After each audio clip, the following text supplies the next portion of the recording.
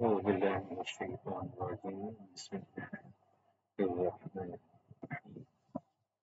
الحمد لله رب العالمين والعاقبة للمتقين والصلاة والسلام على سيد الأنبياء والمرسلين وعلى آله وصحبه وأزواجه وأهل بيته وتابعين وتابع التابعين بإحسان إلى يوم الدين. آج کا درس ہمارے پچھلے درس کے ساتھ متصل ہے۔ پچھلے درس میں ہم نے صحیح ذاتی ہی پہ گفتگو کی تھی۔ صحیح ذاتی ہی کون سی حدیث ہے، اس کی شرائط کیا ہیں۔ صحیح ذاتی ہی وہ حدیث ہے جسے محمد ضبط الصدر اور ضبط الکتاب والا عادل راوی اپنے ہم مثل سے نقل کرے، متصل سند ہو، معلل نہ ہو اور راوی شاذ نہ ہو۔ اسی پہ ہم آج صحیفہ حمام بن منبع پہ گفتگو کریں گے۔ حمام بن منبع حضرت ابو ہریرہ رضی اللہ تعالیٰ عنہ کے شاگرد خاص الصحیفۃ الصحیحۃ کے نام سے ان کا مصحف کی اشاعت ہوئی ہے، اور یہ صحیفہ حمام بن منبع کے نام سے مشہور و معروف ہے۔ بیروت کے جو نسخہ جات ہیں اس میں صحیفہ حمام بن منبع میں 138 روایات ہیں، اور جو عام اشاعت ہیں ان میں 139 روایات۔ جو مصحف میرے پاس ہے اور جو میں نے آپ کے ساتھ شیئر کیا ہے اس میں 139 روایات ہیں، اور محدثین کا یہ ماننا ہے کہ یہ صحیفہ حضرت ابو ہریرہ رضی اللہ تعالیٰ عنہ نے خود تحریر کر کے حضرت حمام بن منبع کو تحفۃً پیش کی، اور حضرت حمام بن منبع نے اس کو محفوظ کیا اور اس کی اشاعت کی۔ جیسا کہ ہمیں معلوم ہے کہ امام بخاری نے اور امام مسلم نے اپنی صحیح بخاری اور صحیح مسلم میں صحیح احادیث مبارکہ کو درج کیا ہے، اور یہ بات میں نے آپ کو پہلے ہی گوش گزار کر دی تھی کہ امام بخاری جتنی بھی احادیث مبارکہ صحیح بخاری میں لے کے آئے ہیں یا امام مسلم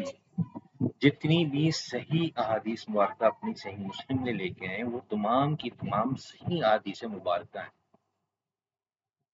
لیکن کسی بھی محدث نے یہ دعویٰ نہیں کیا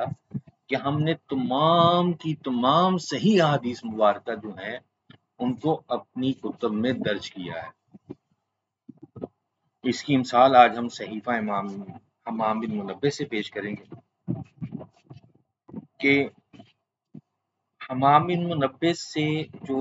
روایات صحیفہ حمام بن منبع میں آئی ہیں وہ 139 ہیں۔ انہی روایات میں سے امام بخاری جو ہیں وہ صحیح بخاری میں صرف 37 روایات درج کرتے ہیں، اور امام مسلم صحیح مسلم میں 23 روایات درج کرتے ہیں، اور امام احمد بن حنبل اپنی مسند میں حمام بن منبع سے 2898 احادیث مبارکہ لے کے آئے ہیں، روایات لے کے آئے ہیں، اور یہ 139 کی 39 روایات جو ہیں مسند امام احمد میں درج ہیں۔ اب جو صحیح بخاری میں 37 احادیث مبارکہ صحیح مبارکہ 37 روایات ہیں، اور صحیح مسلم میں جو 23 روایات ہیں،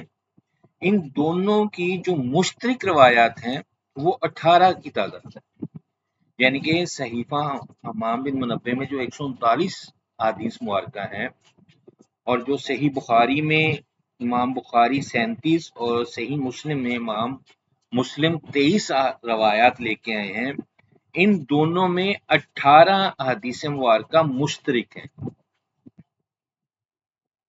اور اسی طرح 19 احادیث مبارکہ ایسی ہیں جو امام بخاری نے صحیح بخاری میں روایت کی ہیں لیکن امام مسلم نے روایت نہیں کی، اور اسی طرح 8 احادیث مبارکہ ایسی ہیں جو امام مسلم نے صحیح بخاری میں روایت کی ہیں لیکن امام بخاری نے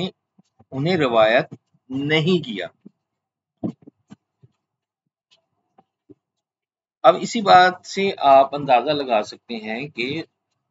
دونوں صحیحین ہیں۔ ہمارا ماننا ہے صحیح مسلم اور صحیح بخاری میں صحیح احادیث مبارکہ درج ہیں ان کی شرائط کے مطابق، لیکن اس عمل سے اندازہ لگا لیں کہ جو 19 احادیث مبارکہ امام بخاری روایت کرتے ہیں وہ امام مسلم نہیں کرتے، 5 احادیث مبارکہ ایسی ہیں جو امام مسلم نے روایت کی ہیں انہیں امام بخاری نے روایت نہیں کیا، لیکن وہ صحیفہ حمام بن منبع میں درج ہیں۔ اب اس عمل سے اندازہ لگا لیں کہ یہی وجہ ہے کہ کسی بھی محدث نے دعویٰ نہیں کیا کہ ہم نے تمام کی تمام صحیح احادیث مبارکہ کو اپنی کتب میں درج کیا ہے۔ اب نے جو امام مسلم نے 5 احادیث مبارکہ اپنی کتاب میں درج کی ہیں اور جو امام بخاری نے اپنی کتاب میں درج نہیں کی، ان کی سند کا اعتبار کریں تو امام مسلم محمد بن رافع اور محمد بن رافع سے ان عبد الرزاق اور عبد الرزاق سے معمر اور معمر سے حمام بن منبع اور حمام بن منبع سے ابو ہریرہ سے روایت کرتے ہیں، اور اسی سند کے ساتھ صحیح بخاری میں امام بخاری حدیث نمبر 2552 لے کے آئے ہیں، سند یہی ہے لیکن متن اور ہے، سند اسی سند کے ساتھ انہوں نے روایت کیا ہے کہ ابو ہریرہ رضی اللہ تعالیٰ سے حضرت حمام بن منبع نے روایت کی اور حضرت حمام بن منبع سے معمر نے روایت کی اور معمر سے حضرت عبد الرزاق نے روایت کی اور عبد الرزاق سے محمد بن رافع نے روایت کی۔ اب راویوں پہ بحث بھی دونوں محدثین نے کیے ہیں، ان کے احوال بھی بیان کیے ہیں، اور یہ جتنے بھی راوی صحیح بخاری میں اور صحیح مسلم میں بیان ہوئے ہیں تمام کے تمام ثقہ راوی، تمام کے تمام ثقہ راوی۔ اب اسی عمل سے اندازہ لگا لیں کہ صحیح بخاری میں تمام صحیح احادیث مبارکہ کا احاطہ نہیں ہوا، امام بخاری نے جتنی بھی احادیث مبارکہ درج کی ہیں تمام کی تمام صحیح درجے کی ہیں، لیکن یہ کہنا صحیح نہیں ہوگا کہ امام بخاری نے جتنی بھی صحیح احادیث مبارکہ تھی ان کو اپنی کتاب میں درج کر دیا، ایسے ہی امام مسلم کے بارے میں کہنا درست نہیں ہوگا کہ امام مسلم نے جتنی بھی صحیح احادیث مبارکہ تھی انہوں نے اپنی کتاب صحیح مسلم میں درج کر دی، دیگر کتب احادیث میں بھی صحیح احادیث مبارکہ موجود ہیں۔ اسی لیے ہمارا یہ درس تھا کہ ہم آپ کو امثال کے ذریعے سمجھائیں کہ ایک جو طبقہ ہے وہ صرف صحیح بخاری پہ ہی گفتگو کرتا ہے اور دوسری احادیث مبارکہ کو صحیح نہیں مانتے، یہ مسلمانوں کے لیے اور مسلمانوں کی سوچ اور فکر کے لیے ٹھیک نہیں ہے۔ حضرت امام بخاری اور امام مسلم دونوں حضرت امام احمد بن حنبل کے شاگرد ہیں، اور امام احمد بن حنبل اپنی مسند میں 139 حدیث مبارکہ درج کرتے ہیں جو صحیفہ امام بن منبع میں درج ہے۔ تو اس عمل سے آپ کو اندازہ ہو گیا ہوگا کہ صحیح بخاری میں اور صحیح مسلم میں جتنی بھی حدیث مبارکہ ہیں تمام صحیح درجے کی ہیں، لیکن تمام صحیح حدیث مبارکہ کا احاطہ نہیں ہوا۔